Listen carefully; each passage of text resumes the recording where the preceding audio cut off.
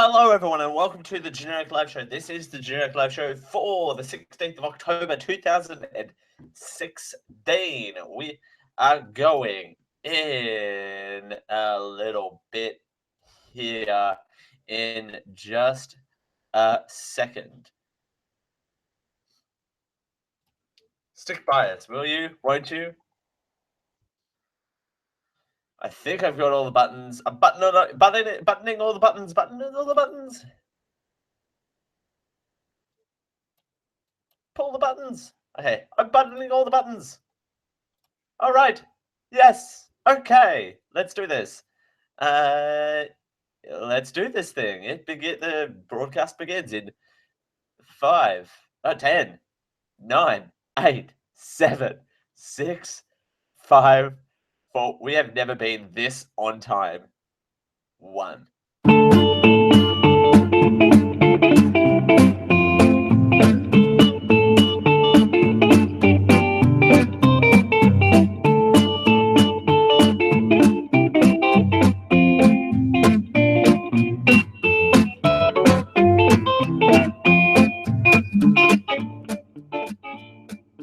Welcome to your Generic Live Show.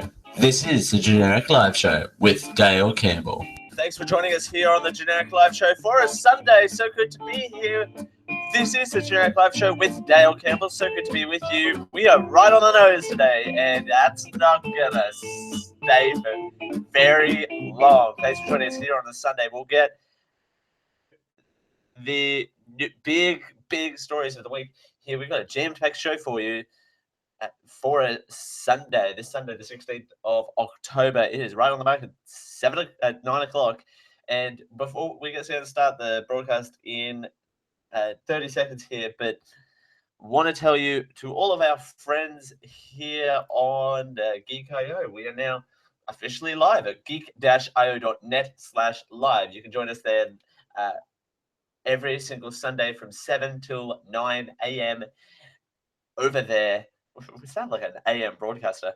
You can join us 7 to 9 Sunday mornings, Sundays 7 or 9 a.m. right there on the geek-io.net, 7 till 9 Eastern time, by the way. Just want to put that out there. You can, of course, you can join us here on YouTube from 9 till 11 in Australia, by the way. Just want to put that out there. But come November, our time slot will change. Our time slot will be pushed back an hour to be from 10 till midnight. But we will inform you of that change as it gets closer. And we'll inform you of events. We will do that announcement recap show. Before we also get started, I want to mention the fact that the Generic Live Show, for the first time in its, I reckon some fanfare will be appropriate here. For the first time since the show's opening, I am loading fanfare. The first ever time, the Generic Live Show has its official email. You can email the show directly. And my fanfare's not working. There it is. Oh, we're a bit slow on the production board this evening, but we'll push on nevertheless. Thank you. We're not in the Emporium. How is the crowd fitting in to the studio here? I don't know how, but anyway. So yes, it's just genericliveshow@gmail.com. genericliveshow@gmail.com.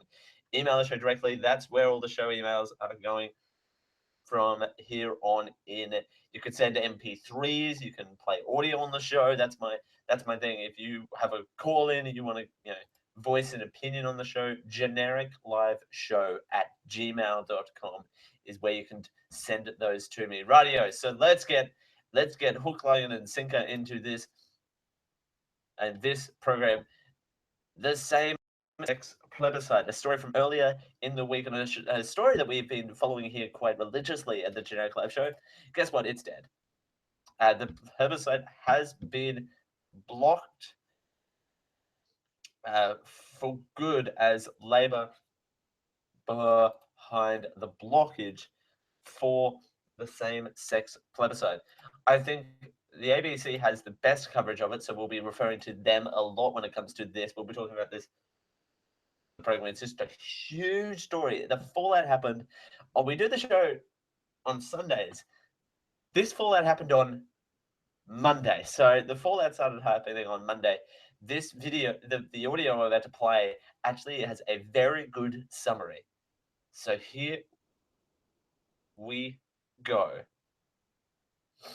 Where do we go from here? Here is the Cliff Notes version of the next steps in this. While Caucus has only officially announced its position today, it's been expected for months.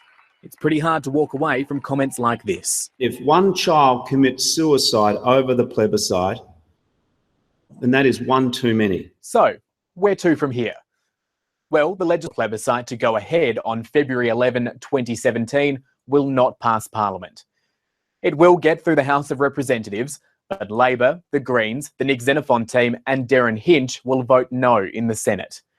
The government will still push for a vote, as is their election promise, and they can say they've fulfilled their commitment.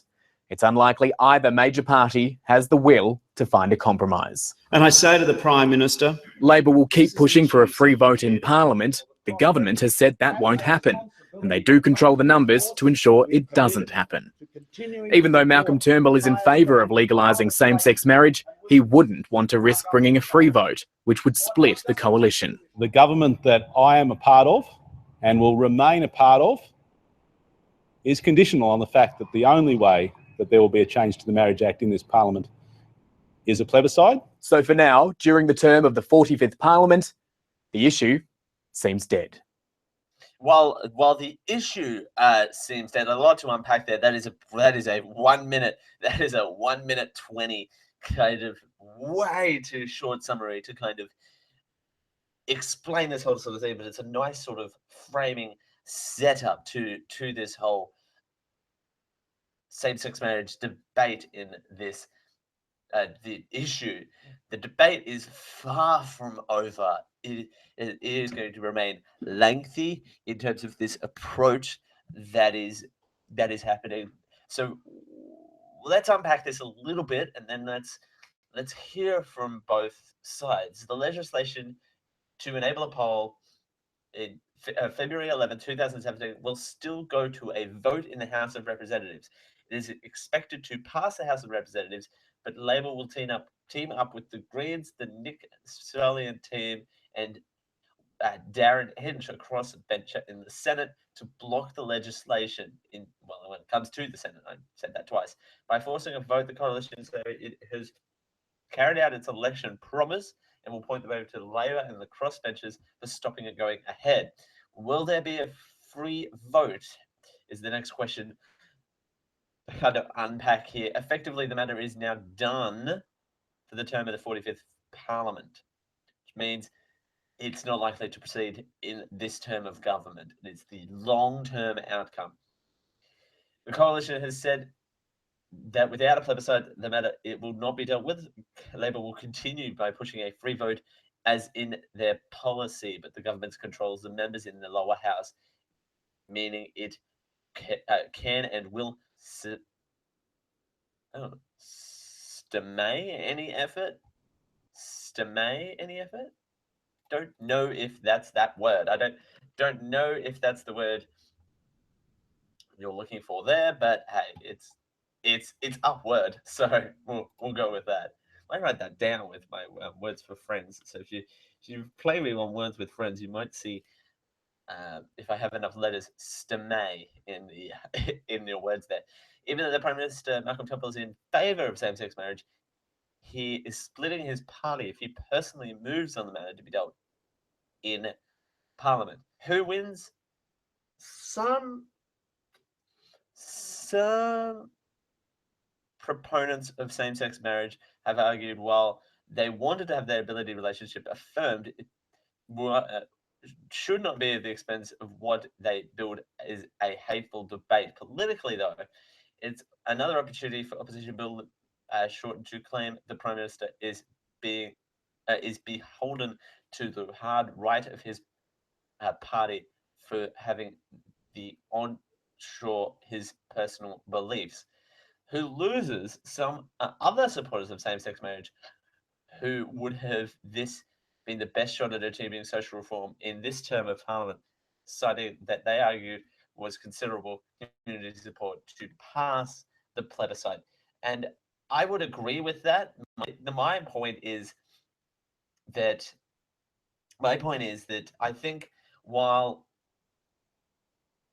yes, I think I have been actually reading people who have been same-sex marriage, but kind of like say that it's going to be this thing, and people deserve a choice. People deserve a choice in terms of where they go from here, and where it kind of where people settle on the matter. It's up to them, because they shouldn't be, quote unquote, forced to be held to this to everyone else. You know what I mean? Like, it's hard to explain, because they're like, well, we support it, but we acknowledge that some people don't support it, whereas some people of the community are saying, well,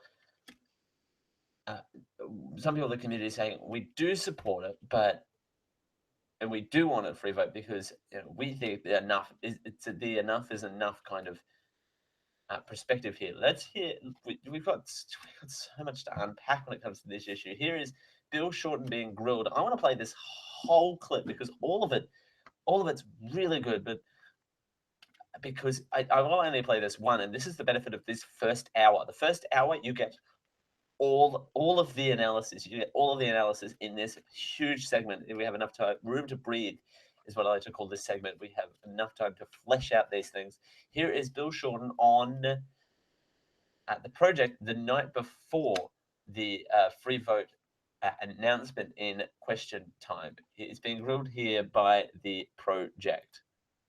Well, we can vote to make marriage equality a reality if Mr Turnbull will just allow a free vote of Liberal and National Party MPs. A majority of Australians and a majority of politicians are ready to vote for it in Parliament. I understand the point you're making, that it's possible for the Parliament to vote on this tomorrow. I also understand, and you also understand, that's not going to happen, because the coalition has made that clear, and Malcolm Turnbull probably loses his job within the party room if he does that. So are you anticipating that you'll be able to do something about this sooner? Like, are you banking on the Turnbull government falling over or something? First of all, Mr Turnbull's backflipped on other issues. In fact, I mean, when he says he's rock solid on something, to be honest, he was rock solid on having a vote in Parliament. Yeah, this is different, because this would actually cost him his job. But I'm interested in whether or not you think there is a prospect you can somehow magically, you've got a political strategy or something to bring this on so that it's not 3 years, 6 years down the track.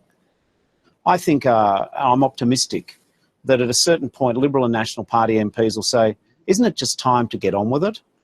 Bill, I've seen some of the ads that were going to be run, and they were horrific. So I agree that it would have been very damaging at a public level. But what do you think would have been the result of the plebiscite? I think probably, on balance, a majority of people would have supported marriage equality. But again, so the end goal would have been achieved? Well, the end goal at what price? I have to say, I did speak to Australian of the Year and mental health expert Professor Patrick McGorry. He said harm will occur. So, Bill, I agree with that. But how much harm is going to occur over the next 3 years? Because, I mean, what would you say to the people that wanted to get married in March? I mean, this has been a long battle. And actually, I just think it's embarrassing for Australia to delay it any longer. I agree. Don't give up hope. But again, the position that I and Labor took was informed by talking to people. And I had plenty of couples say to me, Bill, we are prepared to wait a little bit longer. So, Bill, I completely understand the argument that the plebiscite would have caused psychological harm to people, and that was something that you wanted to avoid. Completely understand that. But do you believe that that will not happen anyway? That the debate will suddenly become more civil than it's been, that it will suddenly go away? Well, that's a good point. My view is that where there was going to be an official yes case, and an official no case, funded with taxpayer money, it would legitimise views which are not currently legitimised in the community. When we had the referendum in 1967 on giving Aborigines citizenship, recognising them as citizens, the no case didn't receive any taxpayer money. Once Malcolm Turnbull said $7.5 million for the yes case and $7.5 million for the no case of taxpayer money, all of a sudden it gave equal weight to all the critics of marriage equality. And to be honest, I think that would have taken this nation backwards. All right, we'll have to leave it there, Bill. Thanks for your time. That is the various anchors on the project there. Walid Ali and Todd Sampson is the other presenter there you heard questioning Bill Shorten the night before the free vote in the Parliament. Well, let's hear from Bill. Let's hear from Bill Shorten. We've heard Bill Shorten. Let's hear from Malcolm Turnbull. We want to give both sides a fair chance here to say their piece. Then we'll kind of I'll break down my perspective. Here is Malcolm Turnbull at a media conference. This is last month, by the way. This is no new thing. This is last month. Malcolm Turnbull at a media conference. What we have set out is exactly what we took to the election. We went to the election and we said we are going to give every Australian a say on this question of whether same-sex couples should be allowed to marry, whether the law should be changed to allow that. Our job as parliamentarians to attend and vote at the plebiscite according to our conscience. But right now, this is what our job is, and this is what Mr. Shorten's job is. Our job is to ensure that the Australian people have the opportunity, their view, and to do so in a manner that is fair and impartial, that is seen as being fair and impartial by all Australians, regardless of their point of view on the issue. Now, we have set out a mechanism to do that, and I might say the Special Minister of State and the Attorney-General will be doing a press conference very shortly to go through all of the mechanics, but it is a very carefully considered proposal, legislation, that will enable everyone to have a say in a thoroughly fair manner. That's the important thing. Our job as the government, as parliamentarians today, is not to try to tip the table one way or another. We want it to be an absolutely fair, civil contest where both sides feel they've had a fair go. The Australian people will make a decision and then the Parliament will respect it. Was me turning my microphone back on after I have allergies today, by the way. I just want to put that out there. So if I suddenly disappear to go cough and if I sniffle a little bit, please bear with me here. I know it's not great radio, but you do what you can. That was Malcolm Turnbull there saying to urge on the plebiscite train. Now, here's the thing. One thing I noticed between the two arguments here is that we've got tons more audio. We can play audio for days on this issue because it really took 2 days of the cycle here locally. Here's the thing. My point of view, it's an argument about price and conscious. Now, to me, I hear those two words and yeah, I know I've got my marketing brain on all the time, but it's kind of a bit, I don't know, it's kind of odd to think about the word price and conscience being used as opposing arguments.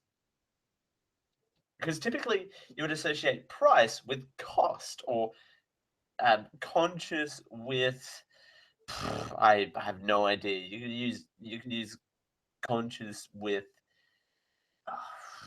rationale. I suppose actually conscious is the thought, and rationale is the reason. So I suppose you could use those two words in comparison to each other. But I think, let me lower my chair a little bit. I think the point with this is, I think with conscience and price, the price is an easy argument to make from that side. That side is you've got the cost, the psychological cost, the physical cost, and the cost of actually the infrastructure going behind all of this sort of mechanism of conducting. Let me move my camera up there. Of conducting this plebiscite. Then you've got the actual. And then it switches to the other side of conscience. Now, conscience is a little bit harder to define, and you've got conscience of the government, which, okay, they have to, keep promises and all the rest of it. But then you've got the conscience of the Australian people, you've got the public conscience, then you've got the conscience from different angles within that kind of angle of the public. You kind of you can go really, really micro if you want to, and I don't really have time to, because we're coming up on a break here. We are up on a break. We are hard up against a break here. But I think, to me, both sides need to not come together, but one side or the other has to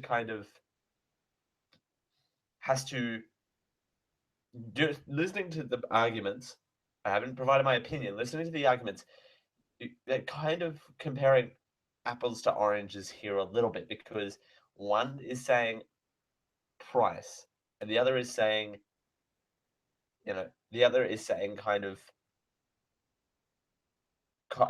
conscience, which is kind of like is an open question kind of thing. So the opposing arguments aren't really aligned with each other, and that's coming from both sides. As we continue here on the Generic Live Show for a Sunday, we will continue this analysis, actually. I just decided I still have to provide my opinion. Plus, I don't think I shared something I got in my letterbox. I got mail.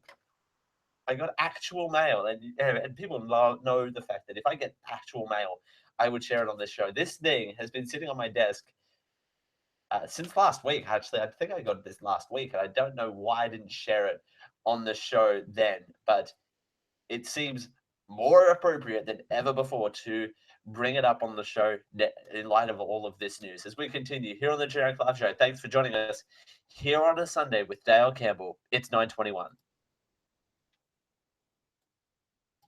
This Geek.io Podcast Network program is sponsored by Audible.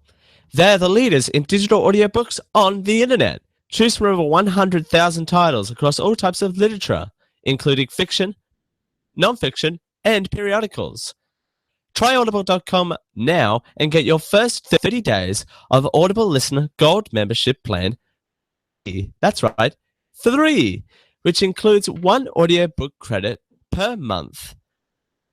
After your 30-day trial, your membership will renew for just $14.95 per month, so you can continue to receive your audiobook credit per month, plus discounts on all audio purchases. If not quite your thing, well, that's okay. Audible also have a variety of radio and TV programs and audio versions of magazines and newspapers. There's something for everyone. Check out geek-io.net/audible for all of the details. And we thank Audible for their support of the Geek.io Podcast Network. There's something for everyone. Check out... Oh, dear listener. Here at Geek.io, we're always happy to give some support to the little person. So today I'd like to let you know about a small internet startup called Amazon.com. Go to geek-io.net/Amazon to check out their large catalogs of books and magazines. I believe they may have some other items for sale too, records and videotapes perhaps. Using geek-io.net/Amazon lets them know you discovered them through us, and they'll throw a few pennies our way. Thank you.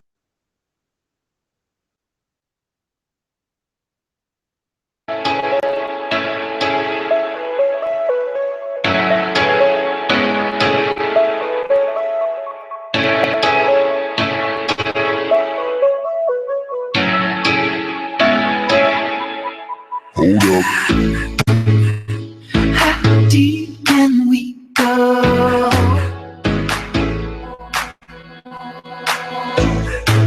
'Cause you're pulling me straight down.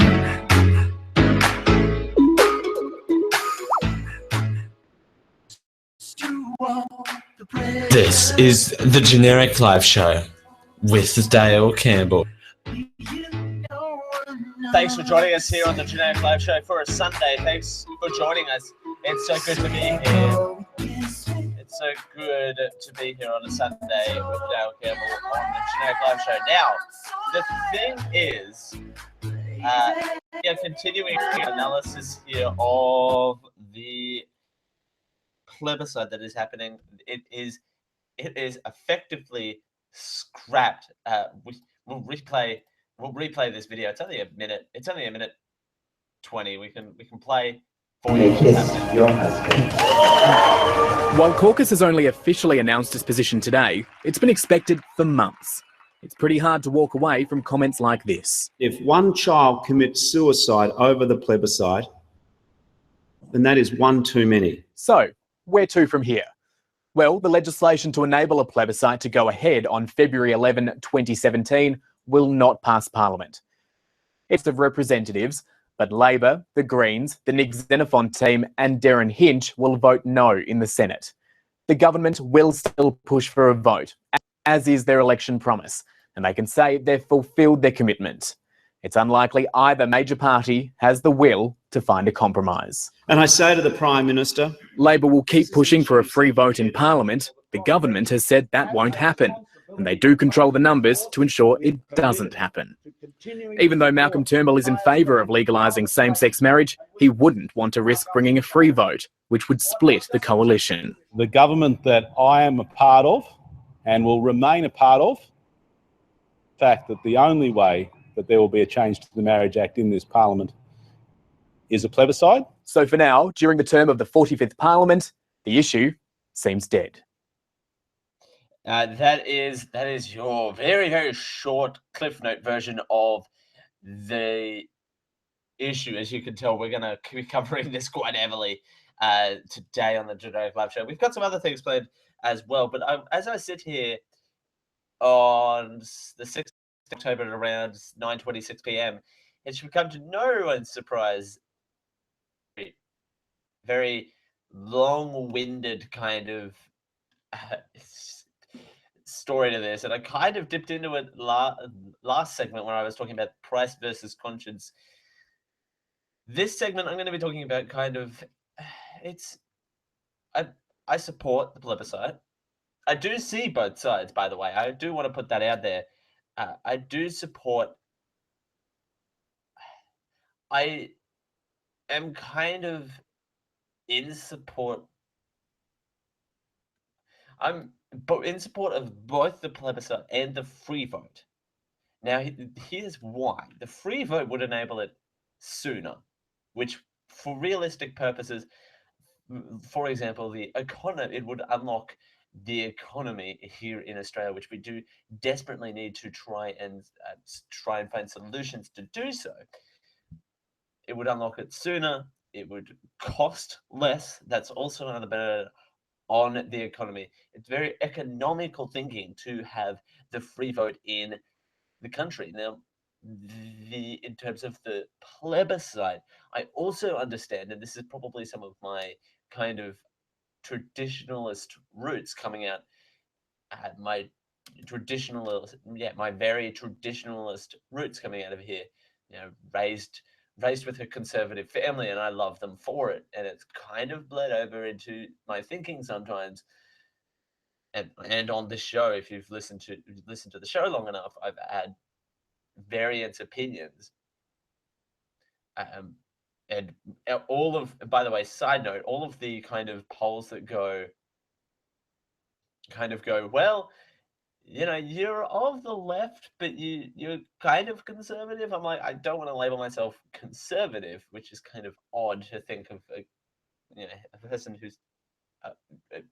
who is gay who is traditionalist. But anyway, I can talk about that all day long, and I might actually sit down and talk about my political views one day because they're very bizarre. But anyway, so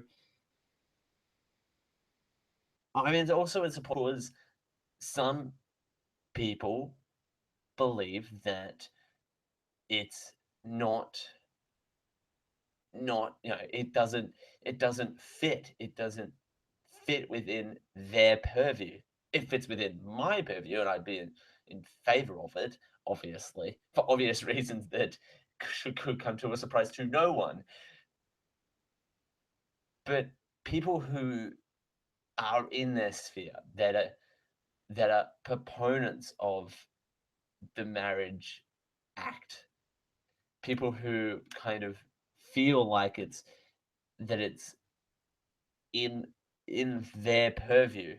And next hour we'll hear from key people that will say the same thing, that if you're a proponent of the Marriage Act and the traditional marriage, doesn't mean that you're it just means you're a proponent of a bill, and if you need it changed, you'll go the right way around it. But I think in terms of where I sit on that spectrum, I'm hardcore supporter of the whole issue of same-sex marriage, obviously, but in terms of how we get there, should not be the focus. This is ridiculous. It should not be the focus. I'm saying it's ridiculous, but I'm covering it. But it's ridiculous that so much focus, and now the fact that it's probably dead, the issue is not dead, but the debate is not dead, but the issue is dead, at least in this parliament, is ridiculous. I'm sorry, it is ridiculous. As we continue here on the Generic Live Show, we need to move on. Otherwise I'm going to be caught up on this all hour. Actually, you know what? I do want to get to this. I do want to get to this leaflet. Please, gosh, let me get to this leaflet, because I really do want to get to that leaflet, because it is relevant and I do want to get to it. Plus, we do have other stuff this hour. Please bear with us. It is a jammed-packed Generic Live Show, and we thank you for joining us. And again, we do welcome your voice to the conversation as well. So feel free to chime in as we continue here on the Generic Live Show. Thanks for joining us. It's 9:31.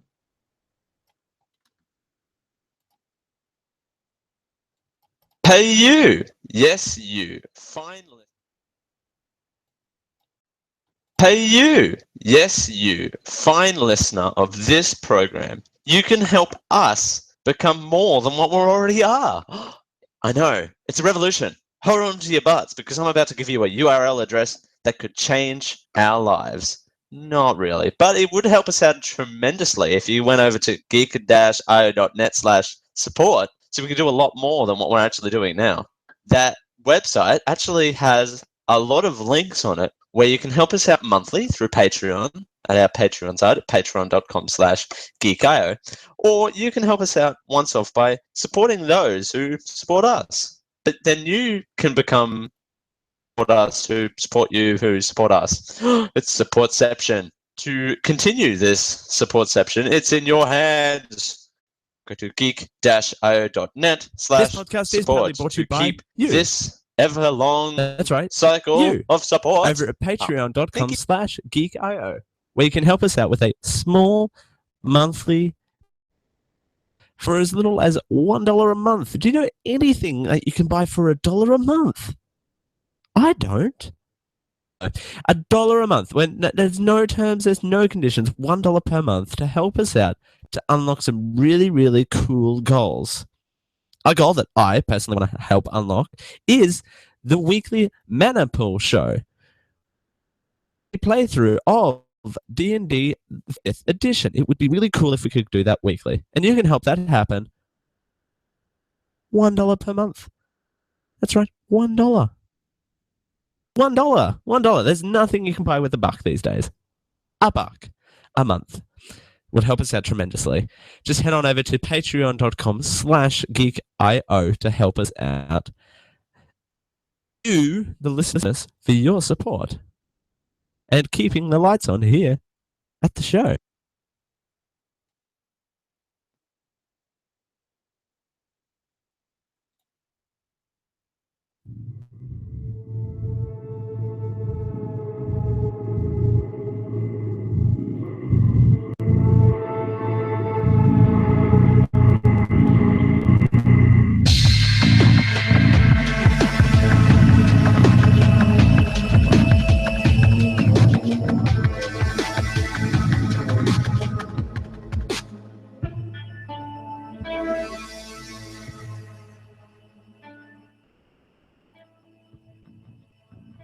You finally found the most generic live show.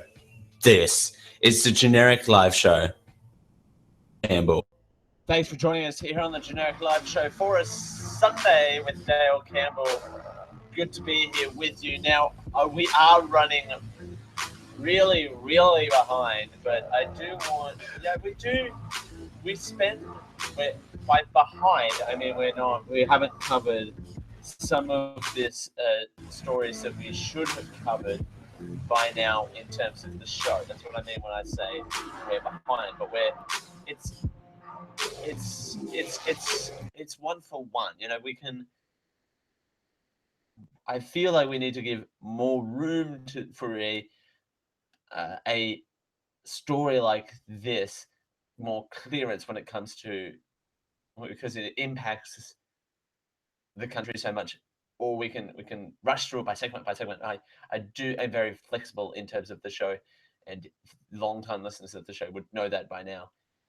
If you listened to shows like the major world events that happened that we were on the air for, and it happens. But without further ado, I want to share with you something that I got in the mail. It is a important message for your family. Well, first of all, my family now consists of my household my family consists of quite a few people these days, but people that I consider family is larger these days than ever before. But I will say this: my household, where this was delivered to, consists of two people, me and my housemate. But I will say this. So to my family, by the way, this is for you. Might make this clip of the week. There's a quote. It starts with a quote. Quote: "It was announced in science class that boys could wear school dresses next year," Miss White said in the Herald Sun on February 7th, 2016. The headline is, "Mother pulls children from Frankston High School over transgender awareness rules." Okay. The headline for this next one is, "Safe Schools, tell concerned parents, quote unquote, tough luck." Quote, "When people do complain, then..." Sorry, let me start that whole sentence again because the sentence jumps here. Quote, "When people do complain, then school leadership can very calmly and graciously say, 'Do you know what? We're doing it anyway. Tough luck,'" unquote. Said, I shouldn't have said Miss Why, though that's not really giving her name away. Safe Schools Victorian coordinator. "Parents don't have the power to shut this down," Safe Schools project manager. That was in the Australian. The third headline. Is that more than 3 headlines? Nope, they're headlines. The third headline reads, "Kids of 7 learn gender diversity from Safe Schools Coalition." There are 75 primary schools nationwide that are currently signed up to the coalition. Now, before I read some of these paragraphs, oh, that's not really clear. Hey, there's a picture of children. Hey, that's what I just read. Excuse me. Cough right on the microphone down. Professional. So here's the thing. Now, before I read this, I want to mention that this is the no argument to same-sex marriage in Australia. So,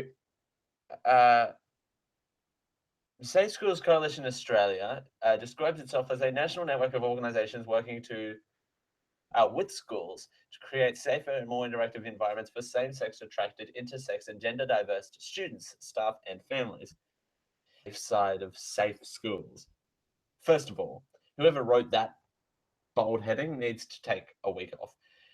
Safe Schools uses a cover of anti-bullying to promote gender ideology in your children. Okay, first of all,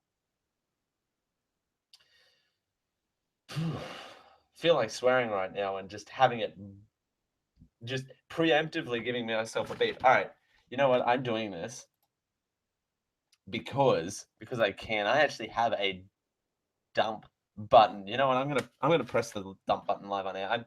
I've got my finger hovering over the dump button. So when, hang on,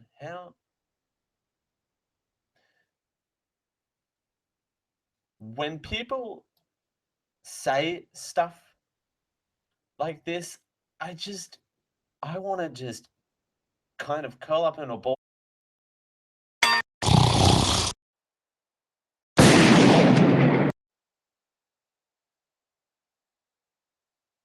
Done. Okay. I provided. Sorry for the because I said something there and I provided. It was kind of awkward to produce. I could have just easily hit the dump button. I could have easily just hit the dump button, but I thought I'd provide at least an array of sound effects. So where was I? So picture books such as The Gender Fairy, recommended for primary school librarians by Safe Schools, tells children no one can tell them that they're a boy or a girl. Okay, first of all, this program is not compulsory, by the way. Just want to put that out there. No, I was at the unsafe of Safe School. So, young children are taught about gender fluidity and transitioning, the concept of two. Ooh, I can't say that word live on the air. So,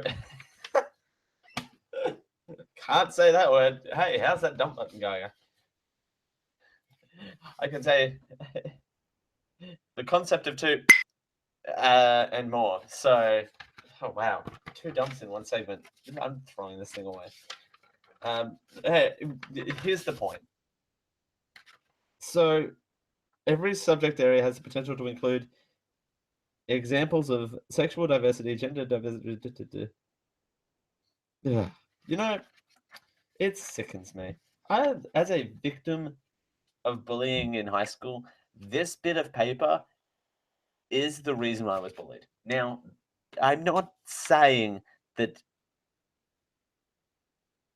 me being bullied in high school was entirely the bully's fault, because it never entirely is, because the bully has to be provoked first for the bullying to take place. Traditionalist, but it's messaging, because the bullier is the messenger. The bully is just conveying messages that they're receiving. Hello, can I make it any more clearer? All right, so here's the deal. Oh, I haven't read the back. Changing any laws has consequences, intended or unintended. Changing the marriage laws is no different. Changing the marriage laws will impact your family. Okay, first of all, changing the laws would better my family. Also, no. Okay, I'm done with that. All right, so I just don't want it in my sight. There, I can't see it. I can't see it. It's not there. So here's the thing. Let's move on. We got stories aplenty to get through to this hour. So 3 bits of business to be glad to know. So this past week, this is a US story, by the way. This past week brought so many strange and depressing political stories. Don't worry, we'll get to them. Maybe there'll be more dumps, more live dumps than ever before, that you may not have time to read business news. So let's catch up. Family, food, and football beat out shopping. Some retailers are treating the notion that customers want to adoption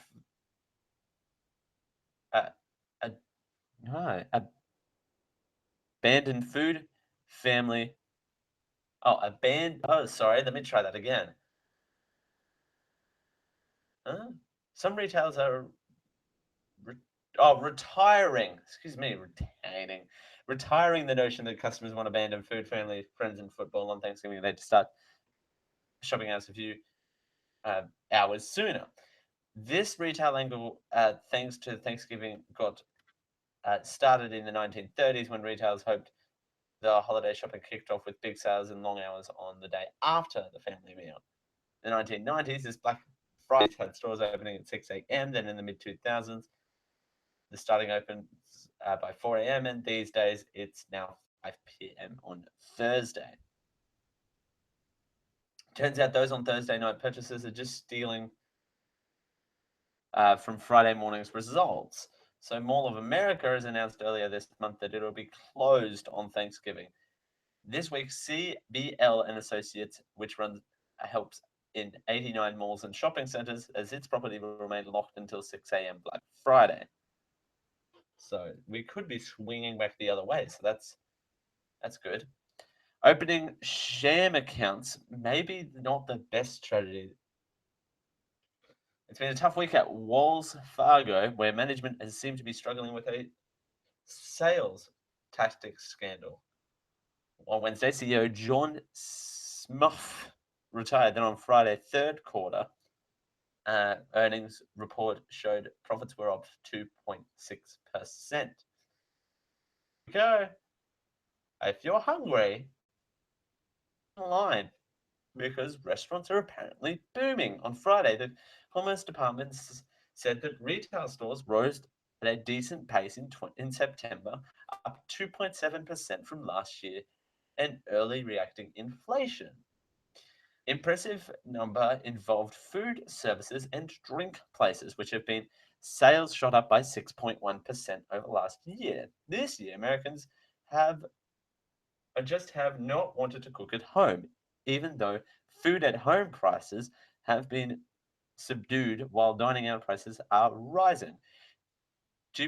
So be sure to make a reservation. Restaurants have been and will continue to outpace grocery store sales.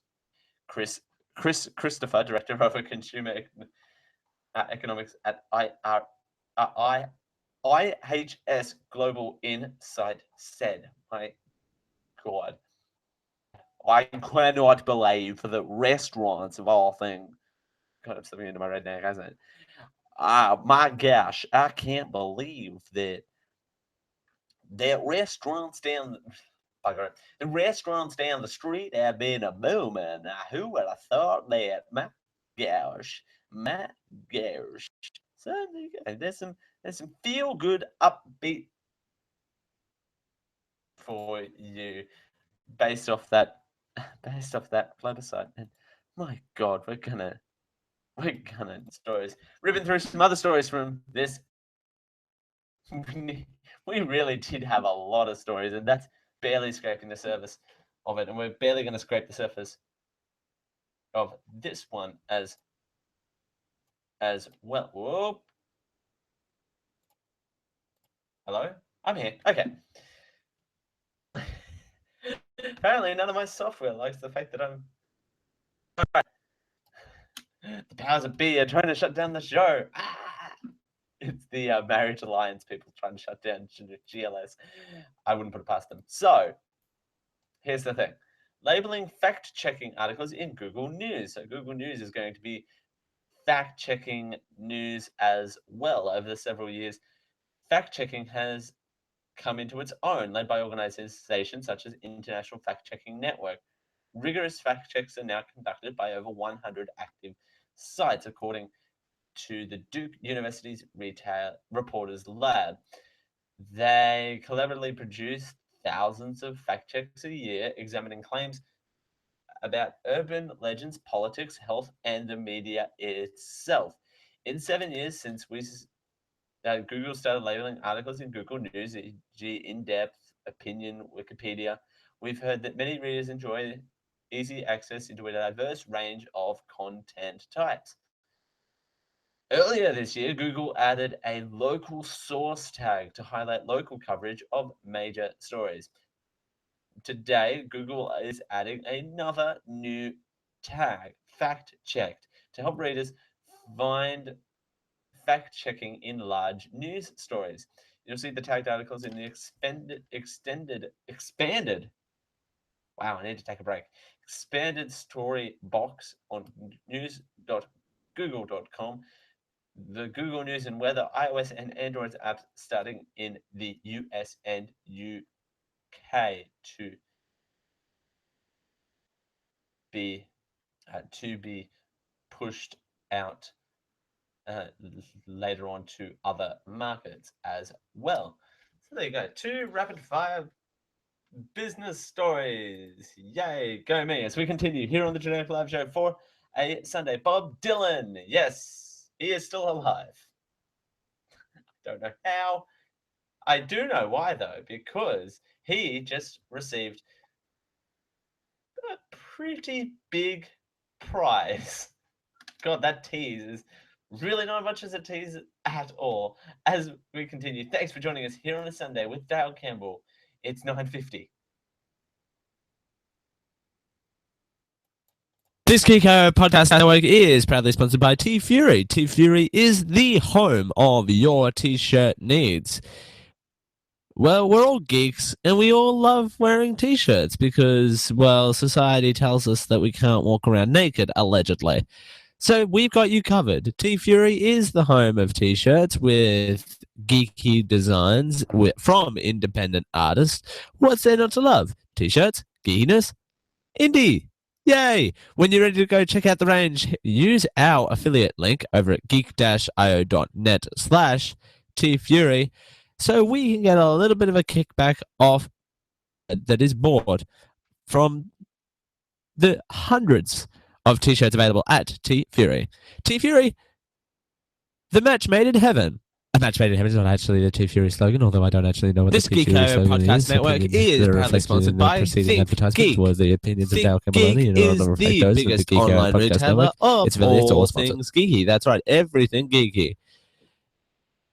And they stock the biggest brands in geekiness like Star Wars, Star Trek, Doctor Who, Minecraft, Legend of Zelda, Marvel, Game of Thrones, DC Comic, and Geek Labs. And they sell a whole bunch of things like collectibles, electronics and gadgets, t-shirts and apparel, gifts. They sell it all over at Think Geek. And they have free shipping on orders over $75 or a flat $6.95 US standard shipping to all places in the US. So they had the range over at Think Geek, the online geek superstore. Just use our link to go over to Think Geek over at geek-io.net/thinkgeek. That gives us a little bit of a kickback on what you buy. Not stealing your shoe size or asking you for a blood sample. It's okay. We're only getting a kickback from what you buy. We don't actually see what you buy from Think Geek. Join in, geek out, Think Geek. We thank Think Geek for their support of Podcast Network.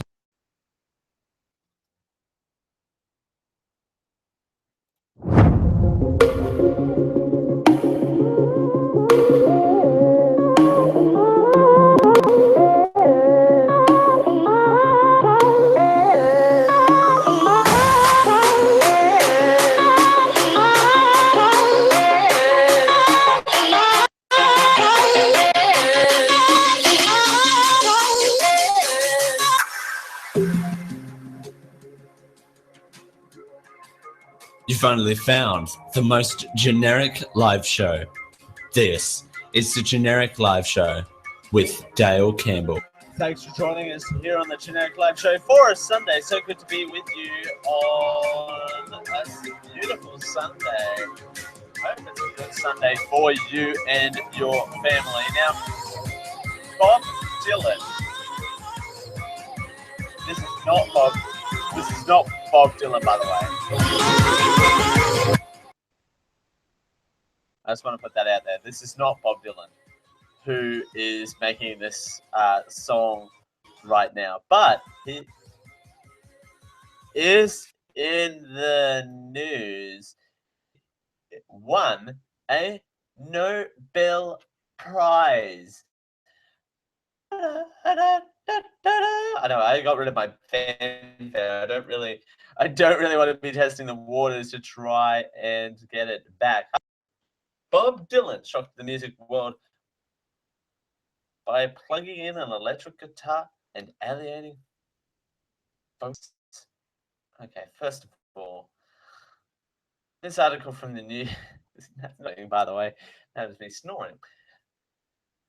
The headline is Bob Dylan wins Nobel Prize, refining the boundaries of literature. Okay, first of all, I don't doubt that he defined.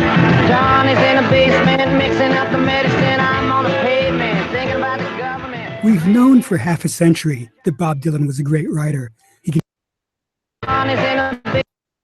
That Bob Dylan was a great writer. He can sling words together and make them explode in your mind. Try subterranean home saying, you know, the weatherman knows where the wind blows. It's not like Dylan hasn't gotten a lot of awards. He's got Grammy Awards. He got these of change. He got a Lifetime Achievement Award from the Pulitzer Prizes. He's been recognized by the American Academy of Arts and Letters, and he got a Presidential Medal of Freedom. He's not a new discovery for the Nobel Prize to catch up with. The Nobel Prize in Literature for 2016 is awarded to Bob Dylan. He drew very clearly on surrealist poets like Rimbaud, and got lots of mentions of Shakespeare and the Bible in his songs. The Bible is He also went to a body of literature that highbrow literature wasn't touching. Songwriters that carried our collective memory. Bob Dylan brought together two radically different is surrealism, our modern experience of images just rushing at us from every direction. And the other was the way folk music tells stories. I think about a song like Cold Iron's Bound. Goes from this folk image to something that's really personal and really desolate. A lot of things really well. In a song like Tangled Up in Blue, he tells a long, elaborate story that comes at you just in a rush of images and a rush of incidents. She was married when they first met, soon to be divorced. He helped her out of a jam, I guess, but he used a little too much force. A lot of his innovations got absorbed. People write these wild, free associative lyrics now that they didn't write before Dylan. People draw on high culture and low culture and outsider culture and insider culture. You know, all Dylan was doing 50 years ago. He finally got the prize because simply as a word slinger beyond the music, he's rearranged the way we all think.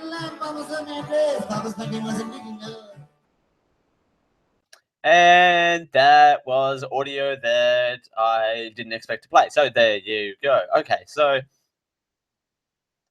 where to go from here? So Bob Dylan, who's 75, believe it or not, is the first musician to ever win the prize, by the way.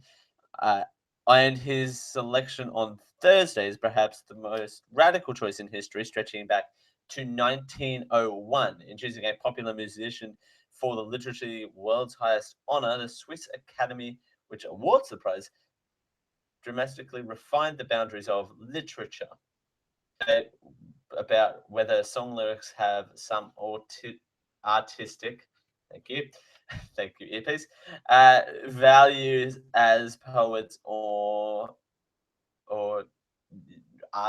writers.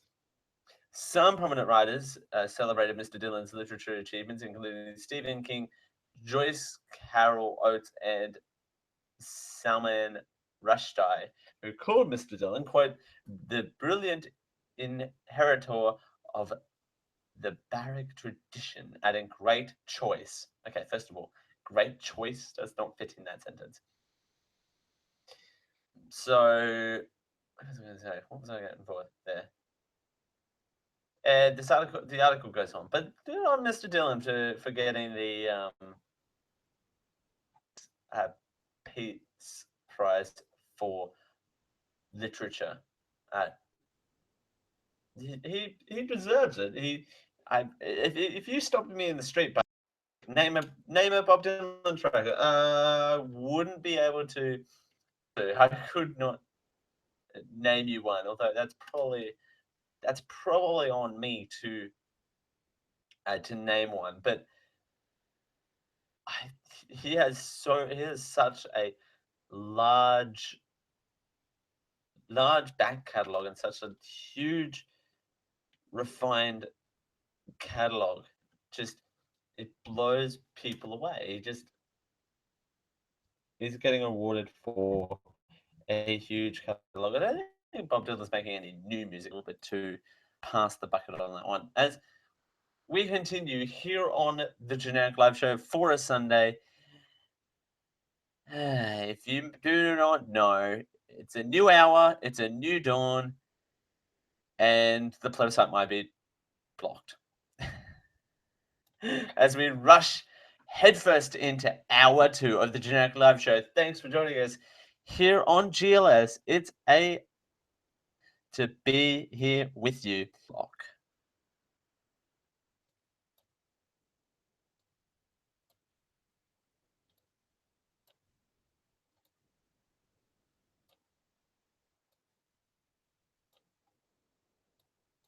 This podcast is proudly brought to you by you.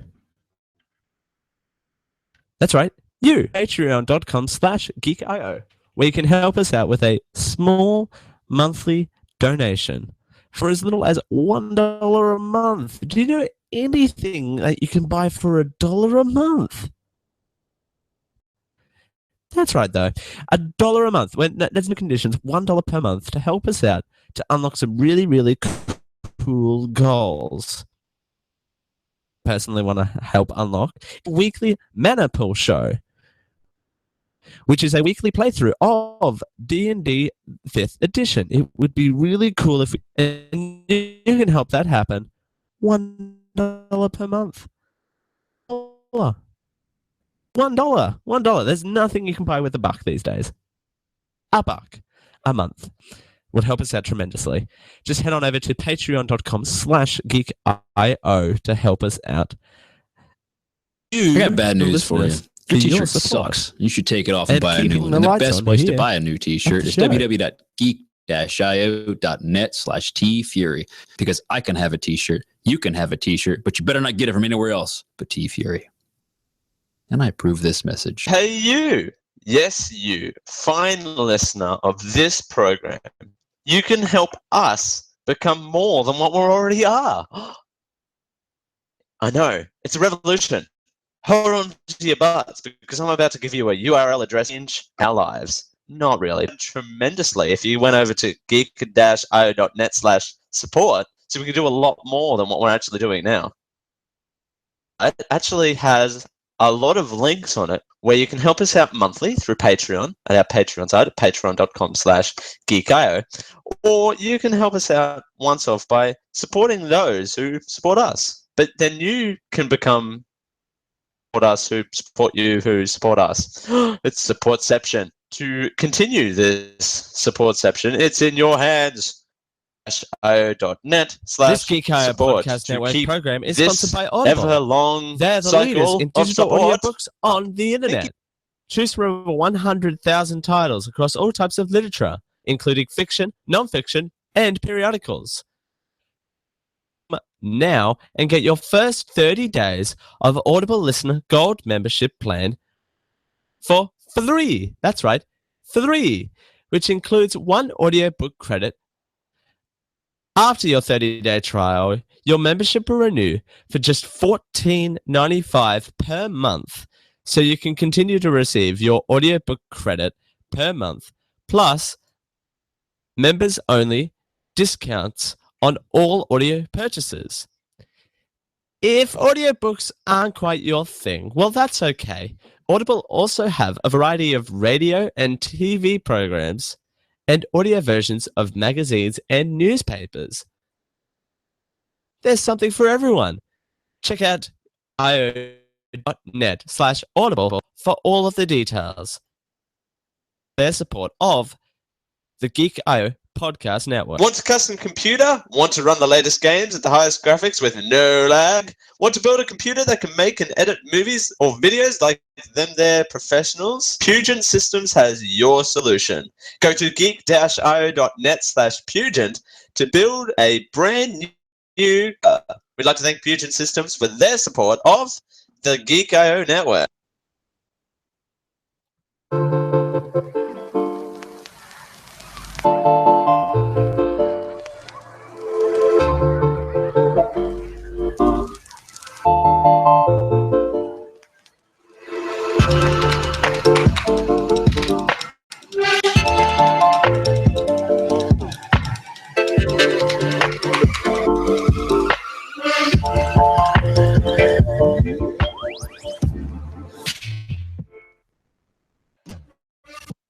Whether we're waking you up or putting you to sleep, this is the Generic Live Show with Dale Campbell. Thanks for joining us here on the Generic Live Show for a Sunday. Thanks for joining us. It's so good. Hey, don't do that. It's so good to be here. Thanks for joining us. Here we're jumping right back into it here on a Sunday. Now, last hour we did focus a lot on the same-sex plebiscite, same-sex marriage plebiscite here in Australia. We did focus rather a huge chunk of the first hour on it, but we're not gonna. I suppose we are gonna focus on it. Our in the first segment here of hour two. People may miss some parts of the first hour and may just jump in to the second hour straight away. Some people like the second hour over the shortness of the second hour over the first hour, but which doesn't make any sense. But yeah, you'll get it if you're a podcast listener. So we'll get to that in about 30 seconds here. But before we get started, want to mention this again. The fact that in the first time we've been doing the show for 2 years now, I want to say. A little over 2 years, and for the first time ever, the Generic Live Show has its own email address. Fanfare, please. That is terrifying. The Generic Live Show has an email account. You can email us genericliveshow@gmail.com. You can send your text emails there. You can send MP3s to be on the show. genericliveshow@gmail.com. Attach your MP3s there. Messages. I'm happy to read them and do all that sort of stuff. But please, no jokes that'll make me use this sound effect on there. I don't feel that out every now and again. Speaking of things that I don't feel like dragging out, hey, how about that? There's same-sex marriage plebiscite. How's that going? Well, not good. We've been playing this clip all evening, and it seems the most appropriate of them all. So where to from here? Let's play it. We'll break it down. At this hour, we're focusing in on who we're talking about here and who influences these decisions. Now, we'll get through this minute and 20 and then break it down from there. This is from ABC News. While Caucus has only officially announced its position today, it's been expected for months. It's pretty hard to walk away from comments like this. If one child commits suicide over the plebiscite, then that is one too many. So, where to from here? Well, the legislation to enable a plebiscite to go ahead on February 11, 2017 will not pass Parliament. It will get through the House of Representatives, but Labor, the Greens, the Nick Xenophon team and Darren Hinch will vote no in the Senate. The government will still push for a vote, as is their election promise, and they can say they've fulfilled their commitment. It's unlikely either major party has the will to find a compromise. And I say to the Prime Minister, Labor will keep pushing for a free vote in Parliament. The government has said that they do control the numbers to ensure it doesn't. Even though Malcolm Turnbull is in favour of legalising same-sex marriage, he wouldn't want to risk bringing a free vote, which we shouldn't. The government that I am a part of, is conditional on the fact that the only way that there will be a change to the Marriage Act in this Parliament is a plebiscite. So for now, during the term of the 45th Parliament, it's dead. That is a very, very brief explanation of what is happening. So it is likely to go ahead in the House of Representatives, but the Greens, the Nick Xenophon team, and crossbencher and Inch is likely to block the legislation from passing in the Senate. By forcing a vote, the coalition can say that it fulfilled its promise and having it fail, and Labor and then put the blame on Labor and the crossbenchers from stopping it going ahead, meaning no matter what is done for the term of 45th Parliament, it will go nowhere as it currently stands in the 45th, the term of the 45th Parliament. Rather, I'm getting all my words mixed up. So it is effectively dead.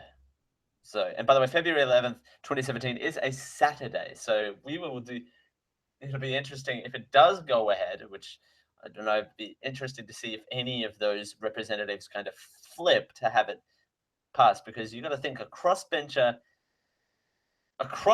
in the Senate when it comes to the Australian Senate is those who are elected independently of those of a major party. So when a major party is elected, you can kind of when you're on the cross bench, that means you're kind of sat separately in terms of where you are in the Senate and in the House of Representatives, for that matter. You kind of sat separately, and you can kind of got a decision that's being handed down to the Senate. It goes through the House of Representatives first, then goes up to the Senate and needs the tick of both approvals. So it kind of plays in. So let's hear from major key players. This will kind of tie a nice little bow up on the bow here nicely. We're going to hear from Senator George Brandis, who has changed his issue on same-sex marriage. I think we all understand that community attitudes to this issue have evolved a great deal since 2004. I know in my own case in 2004, I was not someone who thought that the definition of marriage should extend to same-sex couples, but with the passage of the years, I, like many people, like Mr. Shorten, for example, have come to that view. So he has changed his mind on the issue, which is quite. It happens. These things happen. I've certainly changed on things. So let's think of key players. So Attorney General George Brandis, who we heard from there. Former Labor Prime Ministers Julia Gillard and Kevin Rudd. Reporter voted against a bill for marriage equality in 2012 and only changed her mind later. Terry Butler, Shadow Minister for Equality, said, quote, "It's a shame, isn't it? I didn't agree with her at the time. I don't agree with her now. I think she was a great Prime Minister, but on the matter, I vehemently disagreed, and my local member was Kevin Rudd. He also took the same time to move a position of supporting marriage equality," unquote. So again, kind of flipping a little bit and kind of changing of the position on same-sex marriage. how key players have changed their mind on the plebiscite. Again, George Brandis has changed his mind on that. He said, I was not intentionally in favour of the plebiscite when it was the matter debated on our party room floor in 2015, but I have become a firmer believer in the wisdom of this course of action, because if you're going to bring some profound social change, and I believe this would be a profound social change, then it'd be the best at doing it in the whole community with you, unquote. And then Bill Shorten at a community forum organised by the Australian Christian Lobby in 2013 said, quote, personally speaking, I'm completely relaxed about having some form of a plebiscite. I'd rather that the people of Australia would make their own view of this than leaving it to the issue of 150 people in the lower house. Then he said this. I speak for Tony Rogers and Ken Armstrong from the Blue Mountains, who shared each other's lives for 23 years. When Ken needed a kidney transplant, Tony was the donor. Both men are proud Australians. They love our country. They can trace their ancestry back to the First Fleet. Who else in the world they want to get married? Today I speak for Sophie Meredith and Alison Gerard. Years. They wear rings. They have 2 children whom they adore. They fulfil all the obligations of marriage, care, respect, family. Yet they are excluded. Their relationship is, in the eyes of our laws, somehow different, somehow less. Go down any street in Australia and you can hear these stories. Hardworking people raising children, building communities, serving the country, made to feel like second-class citizens through one last lingering relic of legal prejudice. It's in our power in this place to change that once and for all. That's why Labor promised to deliver marriage equality within our first 100 days. Today we seek to honour that promise.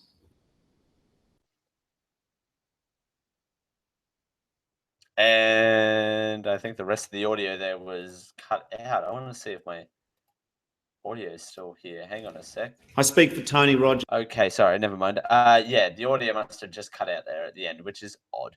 But anyway, so then Communications Minister Malcolm Turnbull on August 12th, 2015, quote, one of my many attractions of a free vote that would have met the matter would have been resolved in the Parliament one way or another in a couple of weeks. The reason why I didn't advocate a plebiscite after the next election is that it would mean that the issue is a live issue all the way up to the next election. And indeed, at the next election, if we return to office, it'll be a very live issue in the lead up to the plebiscite itself. This was Malcolm Turnbull last month. What we have set out is exactly what we took to the election. We went to the election and we said we are going to give every Australian a say on this question of whether same-sex couples should be allowed to marry, whether the law should be changed to allow that. Our job as parliamentarians to attend and vote at the plebiscite according to our conscience. But right now, this is what our job is, and this is what Mr. Shorten's job is. Our job is to ensure that the Australian people have the opportunity to express their view and to do so in a manner that is fair and impartial, that is seen as being fair and impartial by all Australians, regardless of their point of view on the issue. Now, we have set out a mechanism to do that, and I might say the Special Minister of State and the Attorney-General will be doing a press conference very shortly to go through all of the mechanics, but it is a very carefully considered proposal, legislation, that will enable everyone to have a say in a thoroughly fair manner. That's the important thing. Our job as parliamentarians today is not to try to tip the table one way or another. We want it to be absolutely fair, civil contest where both sides feel they've had a fair go. The Australian people will make a decision and then the Parliament will respect it. Also, this is Malcolm Turnbull's defender, federal member MP Trent Zinnerman. Well, there are many of us that made it clear that we would have supported it and preferred a free vote rather than a plebiscite. But Malcolm is the head of a team, he leads a team, and he's respecting that team decision. And I think that this was one of the things he committed to when he became leader, that was to operate a good cabinet-assisted government, one in which the party room was better consulted and better respected in its views. And I think that's what Malcolm Turnbull has done. Here we move on to proponents of same-sex marriage, champion of the same-sex marriage within the coalition, particularly the Conservative Let me wing. tell you, when I Warren started Entsch. advocacy in this area over a decade ago, I would walk down the corridors and both sides of politics, from their leaders down, they would hide under their desks or they'd lock their doors. They didn't really want to talk about it. And it's amazing how far we've come in this place and how far we've come as a society in relation to acceptance of this issue in the last decade. To the point, LGBT rights activist and academic Rodney Croom, Shadow Attorney General Mark Dreyfus, Wong, who was a senator, I believe, yes, New South Wales Independent Alex Greenwich. Then you've got opponents of same-sex marriage and Conservative Liberal MP Senator Eric Alberts. I want to hear this. Support the tradition. Oh, by the way, I want to say this is the. If you support the traditional. Oh Christ! Let me talk. Oh, I talk. I host, not you. Here's the deal. So we really need to get a more break. I talk, I host the show, not you. So this is the argument that I can see but don't really agree with. So here we go. 12 seconds of gold here. The traditional view of marriage does not mean that you are a bigot. In fact, it means that you support an institution that has withstood the test of time. There you go. Christian lobby, Lyle Shelton, of course. Public speaker Sophie York, who is the publisher of that awful material that I read as well. As we continue here on the Generic Live Show, well, there's no more same-sex marriage plebiscite talk for me. For me. No. Oh, I just closed the window. All right, fantastic. All right, I just closed something that I needed. Hey, there's an app for everything these days, but did you know there's an app that can help you with incontinence treatment? That's right. Dale gets awkward and talks about lady parts. Go me. As we continue here on the Generic Live Show for a Sunday on GKO. It's so good to be here. It's 10:22.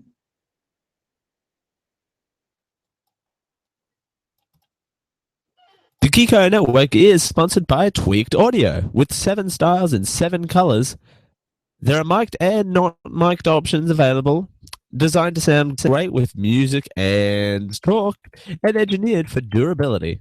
All options come with a lifetime guaranteed and a noise-reducing design, just so you don't get distracted and focus on what matters most.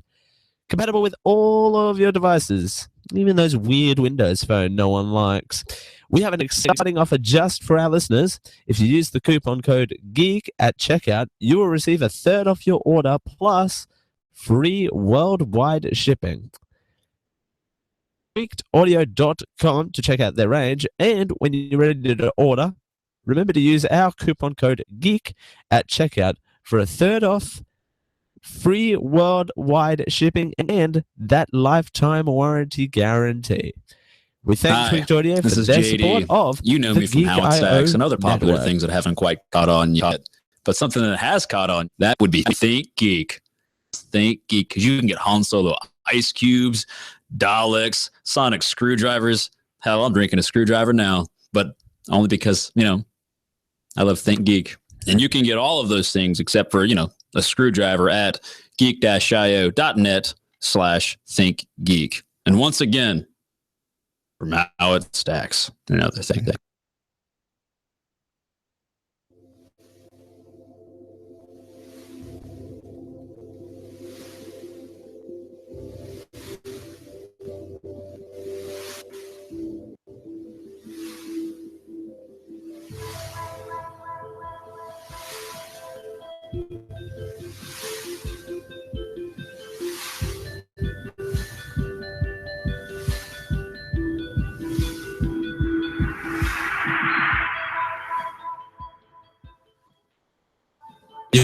finally found the most generic live show. This is the Generic Live Show with Dale Campbell. Here on the Generic Live Show for a Sunday. It's so good to be here. Now, one thing you may not know about me is that I think it was like 2 years ago now. I think it was like 2 years ago. I volunteered here locally. There was a volunteering opportunity to work at a conference, and it was a confidence. It was a conference. It was an incontinence convention. It was an eye-opening experience. I'll tell you that much for sure. But one thing I did learn from that volunteering experience is that it's way more complicated than what you might think. Just want to put that out there. It's way more complicated. Incontinence is way more complicated. Ladies are complicated. GLS. Ladies are difficult. Who are ladies and what do they do and how do they work? Now, I kid, by the way. Ladies are great. So there's an app for everything these days. Whether you need to pee a little, or whether you do pee a little when you laugh or sneeze, turns out there's a good app for that. Stress incontinence develops when your part that controls when pee gets released and your pelvic floor muscles. Hey, I can say that on the air. It supports your bladder become weak. In women, the common cause is nerve and tissue damage from childbirth, which may lead to a little bit of a leakage from years on in. If you are struggling with the frustrating problem, you might want to check out Tiat. By the way, before I get hate mail at genericliveshow@gmail.com, I want to say I do know there are incontinence problems with men too. Just want to put that out there. Just really want to put that out there. I work in the health and beauty section of the supermarket. I understand there are man pants out there. Don't send hate mail to me, but please do send mail to genericliveshow@gmail.com. I needed to get a self-list plug in there somehow. A recent study found that the free Android app, sorry iPhone users, mainly helped women reduce the severity of their symptoms in 3 months' time, especially Tiat, a training program for your pelvic floor. It guides you through progressively challenging exercise to build up strength. When you master one, you move on to the next. For each exercise, graphics illustrate how long and how intensely you should contact your muscles. The app also offers life-size advice and lets you set reminders so you stick to regular workouts. To find out whether Tiat makes an actual difference, researchers from the Luther University, I'm sure I nailed that enunciation, in northern Sweden split 123 women with stress incontinence into 2 groups. One group used the app for 3 months. The other group, a control, received no treatment. According to the authors, who recently published their findings in the Journal of Neurology and Eurodynamics, Tiat yielded clinically relevant improvements. At the end of the study period, participants in the app group had fewer leaks per week, used fewer pads, and reported a better quality of life. Oh, isn't that adorable? Quote, women who experienced the app was stable from this kind of pelvic floor training. They carried their smartphones with them at all times, which, oh, by the way, that's the downside of all this. And the reminders helped and motivated them to perform their training regularly. Askhad explained, for women who prefer to manage their incontinence themselves. This is an opinion worth trying. She says there are too many health apps, but there are a few evaluated in research studies. Thanks, health.com. Now, first of all, anything that helps people have a better lifestyle, I'm all in favor for. It just linking smartphones to peeing, I don't know how. The prevention of peeing, I don't know how well those two kind of link together. Just saying. I think it links well. But you kind of have to worry. You have to wonder, is it worth kind of having your phone with you when you do? Yeah. I'm not going to continue that train of thought because it's going to go to a very dark place very, very quickly. As we continue here on the Generic Live Show for a Sunday. It's 10:30. Yes, by the way, that is the tease for the next segment. Oh dear God, no. This Geeko Podcast Network is proudly sponsored by ThinkGeek. ThinkGeek is the biggest online retailer of all things geeky. That's right, everything geeky. And they stock the biggest brands in geekiness like Star Wars, Star Trek, Doctor Who, Minecraft, Legend of Zelda, Marvel, Game of Thrones, DC Comic, and Geek Labs. And they sell a whole bunch of things like collectibles, electronics and gadgets, t-shirts and apparel, gifts. They sell it. ThinkGeek. And they have free shipping on orders over $75 or a flat $6.95 US standard shipping to the US. So when you're ready to check out the range over at ThinkGeek, the online geek superstore, just use our link, geek, over at geek-io.net/thinkgeek. That gives us a little bit of a kickback on what you buy.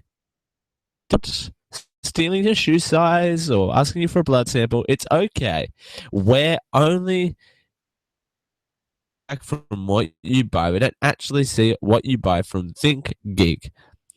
Join in, geek out, ThinkGeek. We thank ThinkGeek for their support of Podcast Network. Is proudly brought to you by you. That's right. You. Over at patreon.com/geekio.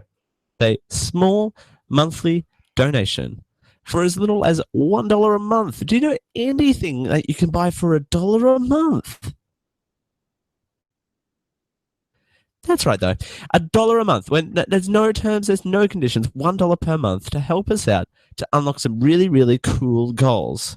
A goal that I personally want to help unlock is the weekly Mana Pool Show, which is a weekly playthrough of D&D 5th edition. It would be really cool if we could do that weekly. And you can help that happen with as little as $1 per month. $1. $1. There's nothing you can buy with $1 these days. $1 a month would help us out tremendously. Just head on over to patreon.com/geekio to help us out. What's up, ladies and gentlemen? This is JD from How It Stacks here to talk to you about ProXPN. It is a private VPN, which basically means it is going to mask your IP address, protecting your data. So if you're out on the interwebs doing things you might not need to be doing, or if you're banking online overseas, it will help mask your data and keep it completely private. And you can do this for only $6.25 a month regularly, or you can use Geek20 for 20% off. So it's a pretty stellar deal, guys. And I'm just going to be honest, with all of the stuff that we've had going on, it's a good idea to invest in something like ProXPN.com. So I am JD, and I approve this message.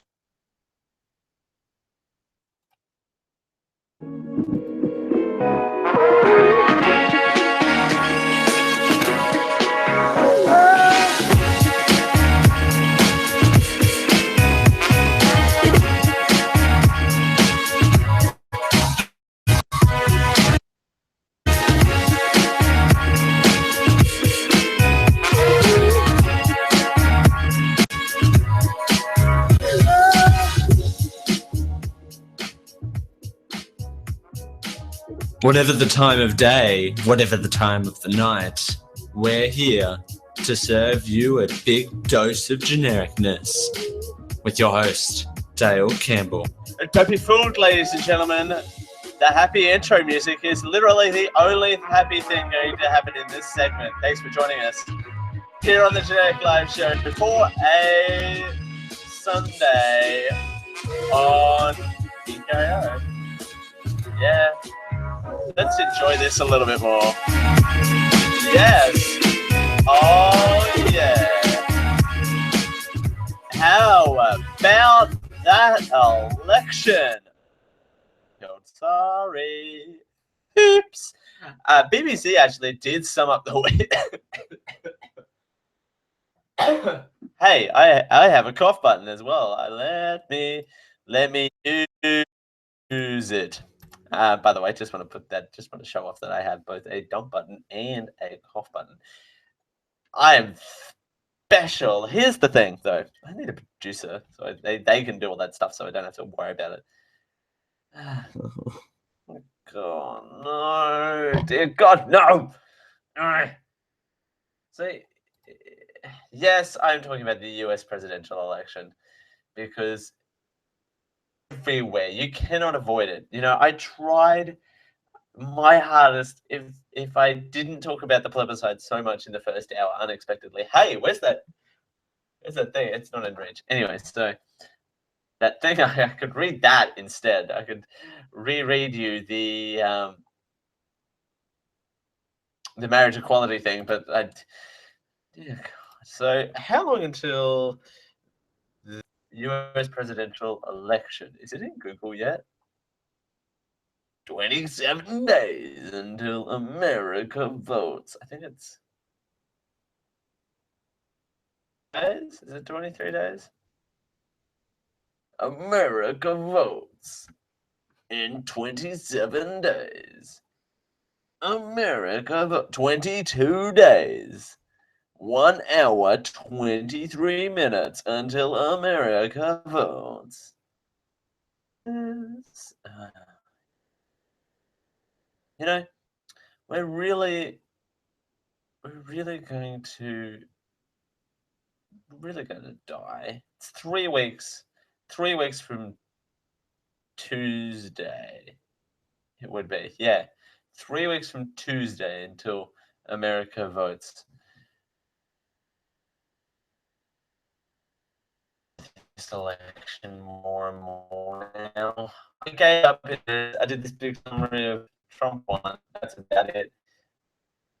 So following the primaries, the primaries got boring. Trump was going to win, and now we avoided the election. I don't really want to talk about this. So here's the deal: we had a debate, and the debate was of "Baby, It's Cold Outside," which is my favorite meme of that debate. It was literally Trump smacking Hillary all over the stage and Hillary going, "Oh, look, there's a crazy person." That's quite literally what the second debate was. And, you know, Trump saying that Trump's going to lock Hillary up, and Hillary saying, "Dear God, I watched that second debate, and dear God, I'm going to give it 10. As a thing to watch, it was just awful. But it gets even better because Mr. Trump embraced the lock her up rhetoric, received the lion's share of the command of the right. The debate moment that likely greatest impact on the campaign. The dubious humor is certain that certainly recorded discussion of how he made unwelcome advantage on women was just talk. Oh, by the way, I forgot to mention this, on Friday, is it Friday of last week? No, I did mention on the show that I don't know if I focused in on it because, dear God, no. That that Trump said things about women on buses. Couldn't find audio of it anymore on there. Summer accuses Donald Trump of thrusting his genitals at her during a business meeting. I don't know how graphic this audio is, but we'll see. If it loads. I'm not waiting forever. So that is the Trump side of things. Mrs. had her own share. Uncertain markets call for certain. It causes me to mute 10-second ads because I say so. Really don't want to talk about this election, guys. I'm not even kidding at this point. I just... All right. Here is this. Stood up, and he came to me and started kissing me open-mouthed as he was pulling me towards him. I walked away and I sat down in a chair. He was on a left seat across from me, and I made an attempt at conversation. Me to sit next to him. I complied. Shoulder and began kissing me again very aggressively and placed his hand on my breast. I pulled back and walked to another part of the room. He then walked up, grabbed my hand, and walked me into the bedroom. I walked out and said, "Let's lay down and watch some telly." He put me in an embrace, and I tried to push him away. I pushed his chest, put space between. Come on, man, get real. He repeated my words back to me. Get real, as he began thrusting his genitals. He tried to kiss me again with my hand still on his chest, and I said, "Dude, you're tripping right now." Attempting to make it clear, I was not interested. He said, what do you want? And I said, "I came to have dinner." He said, "Okay, we'll have dinner." Yeah, I'm not. And by the way, don't take me and my disinterest for this U.S. presidential elections as blowing any of this in serious things to consider. But when the week has been this bad, just bad news all around in terms of the US election, you kind of have to throw your hands up and go, well, hit me at this point. This week has been filled with people like this coming out and say that Donald Trump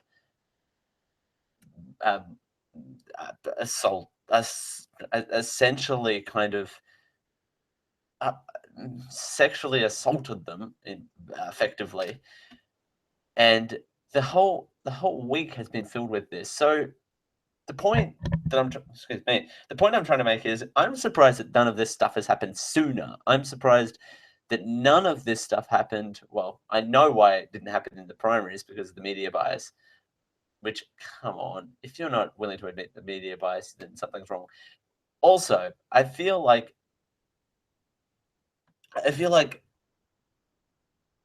that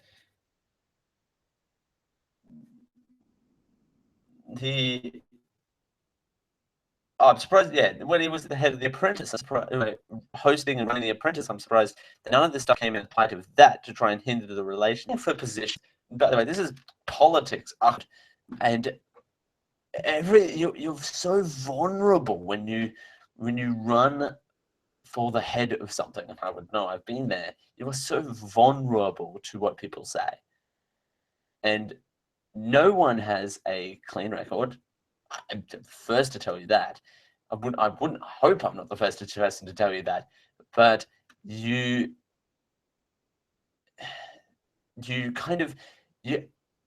everything's fair game, everything's bare bones, and this is as raw as it gets. Unfortunately, but this stuff comes out when you're running for president. Now, on the other side of the aisle, Hillary Clinton has not had much of a better week either, as guess what? Email hacks! Yay! From WikiLeaks. Finally, WikiLeaks released some information. Hacked John Jester, I think is how you say his name, head of the Clinton campaign anyway, about how the campaign of messaging, even individual tweets, campaign tactics, was all stuff infighting, plus revolt within the Catholic Church, and liberals kind of saying that they hate the Catholic Church and all the rest of it, saying that Bernie Sanders was gypped, and parts of Miss Clinton's speech to Wall Street banks that her future pinning for hemispherical free trade and open borders zone. And the campaign also turned into, apart from that, turned into Trump versus the world, as Republicans kind of back away slowly. As they do back away slowly, I'm not saying kind of, they do back away slowly, announcing that the shackles were free from him on Tuesday morning, picking fights with party members, and he regularly tells his supporters should carefully monitor polling places in other communities for signs of malfeasance. His own website currently has a sign up for volunteer election observers. Fantastic. Quote, this election will determine whether we have a free nation or whether we have the illusion of democracy. I shouldn't move away from my microphone. And the fact that we're controlled by a small handful of global special interests rigging the system. Our system is rigged, Mr. Trump said at a rally in Florida. Exact quote. And then we have Michelle Obama with her club smacking people because, well, that does not help a campaign that much as well. When you've got the First Lady coming out and not saying his name, but we really know who you're talking about, him, Michelle Obama. You're not fooling anyone, particularly if you're talking to a crowd of Democratic supporters. You really cannot hide who you're talking about because it's obvious. I mean, well, duh. Come on. You explain the situation. You can just say his name. Anyway, here is Michelle Obama on Donald Trump. Michelle Obama isn't a politician, nor does she have any aspirations to become one. Okay, first of all, no. Second of all, she's the First Lady of the United States. Anyway, we'll continue. And pulls no punches. And I can't believe... Hang on, she pulls... Anyway, move on. I'm saying that a candidate for president of the United States has bragged about sexually assaulting women. And I have to tell you that I can't stop thinking about this. Me to my core in a way that I couldn't have predicted. As political speeches go, this was heartfelt and direct. She didn't name, nor did she hide her disgust towards Donald Trump has made about women. This is not politics as usual. This wasn't just locker room banter. A powerful individual speaking freely and openly about sexually predatory behavior and actually bragging about kissing and groping women, using language so obscene that many of us were worried about our children hearing it when we turn on the TV. Michelle Obama is seen as a key asset when it comes to the Clinton campaign for her ability to reach voters in ways Hillary Clinton can't. Her enthusiasm, her energy, and her emotion could be crucial when it comes to getting core Democratic voting bases out. And that includes millennials. All of Michelle Obama's rallies for Hillary Clinton have been in swing states, nearly all on college campuses. she's just got this charm, this way of speaking that's very much more appealing to people than Hillary Clinton, and she exudes confidence more. There's some things that come up with Hillary that, like the scandals with the emails, and like considers that she's dirty, but a lot of people look at that as a negative thing. But Miss Obama has never had that. Bernie supporters are more on the social aspect and maybe don't want to support Hillary and are kind of on the fence with, you know, the whole past of her campaign. And I think that's why she really needs somebody to push and really give her that trust. Somebody like Michelle Obama. Yep, somebody as influential as Michelle Obama. You ready to roll up your sleeves? Get to work knocking on doors. It's not typical to see a First Lady being put to work on the campaign trail, but Michelle Obama's full-throttled criticism of Donald Trump shows she's prepared to put up a fight for Hillary Clinton and explains why she's being seen as a powerful force this election. Regina Vaidyanathan, BBC News, New Hampshire. Now, okay, first of all, yeah, well, okay. First ladies, this is their job. Let's not beat around the bush here. I mean, both sides of the aisles kind of export is probably the wrong word, but kind of utilize the powers of First Lady, particularly at this time, to try and get, well, in this case, the incumbent party elected, but in other times, their party, even more so, their current party up, get them up in the election as well. We are hard up against a break, so we can't continue this dumpster fire of a week in the US election. So, well, that's a damn shame. As we continue here on the Generic Live Show, we have some food tips. It's food talk with Dale. Yay! As we continue here on the Generic Live Show, thanks for joining us here on a Sunday with me. It's a pleasure. Thanks for joining us. Glad we're out of the dumpster fire that is that segment, because I probably could not take any more. Thanks for joining us. It's 9:52.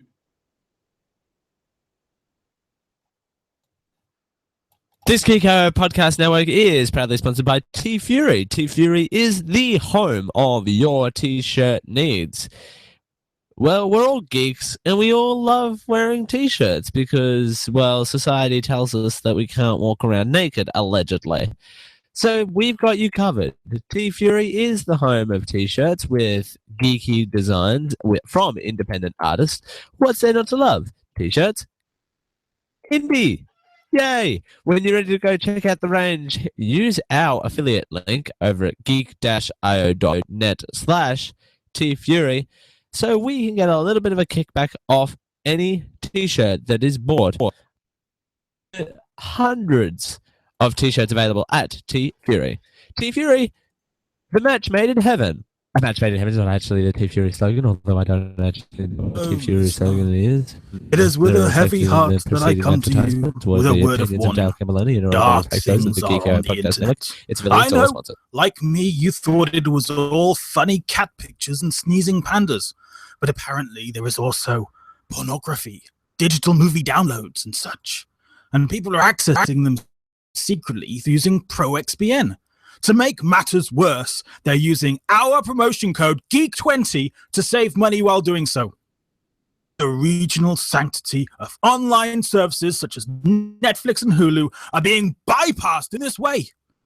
The intention of Geek.io offering you a discount using GEEK20 at checkout. 20 to save 20% at checkout with ProXPN if you're going to use it for secure and safe interneting while banking and watching the YouTubes. Thank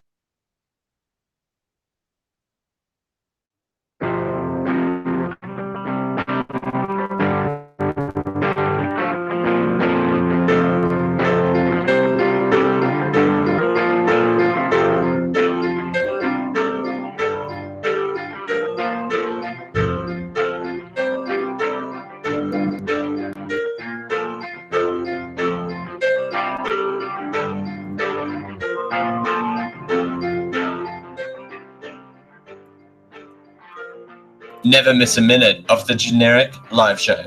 Find us on iTunes Just search the Generic Live Show and listen. This is the Generic Live Show with Dale Campbell. Thanks for joining us here on the Generic Live Show. For a Sunday, we are heading into the closing time of the segment of the show here. It's been a rather interesting broadcast here this evening. I mean, it's been good. I've enjoyed myself, as always. It's always fun to kind of talk on the internet right here. Oh, yes. Okay, so here's the deal. You might, it's around breakfast time. It's, 5 minutes to 9.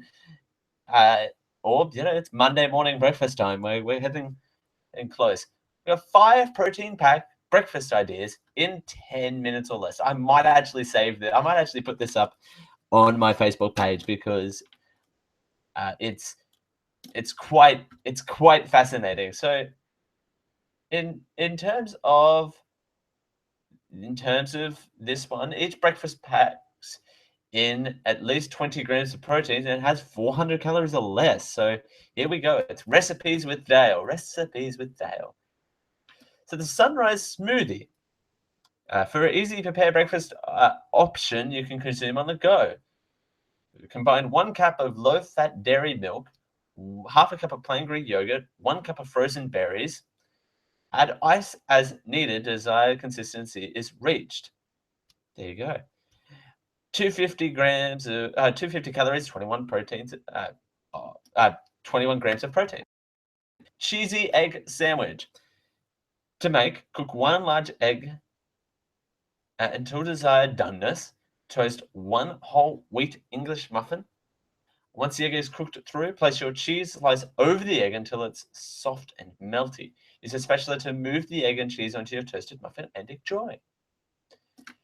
Including avocado, if you so desire, 390 grams calories, 20 grams of protein. Cottage cheese and tomato bagel. Toast the bagel.